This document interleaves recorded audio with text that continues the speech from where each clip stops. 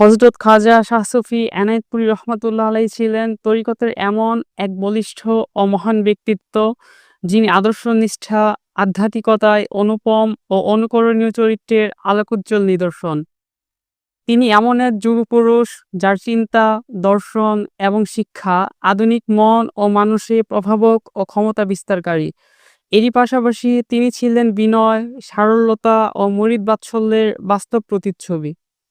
তার ধ্যানমগ্নতা ও দর্শন ছিল সুগভীর, কিন্তু তার প্রকাশভঙ্গি ছিল সহজ, ফলে সাধারণ মানুষের অন্তরে খুব সহজেই তিনি স্থান করে নিতে পারতেন। যারা তার সান্নিধ্য লাভ করেছেন, তারা সবাই এক বাক্যে এই মহান পুরুষের কামালিয়াত, শ্রেষ্ঠত্ব ও অনুপম চরিত্রের কথা বর্ণনা করেছেন। আমরা যতই তাকে অধ্যয়ন করব, ততই তাকে আমরা বুঝতে পারব, আবিষ্কার করতে পারব। শুধু তার অসাধারণ ও প্রভাবক ব্যক্তিসত্তাই নয়,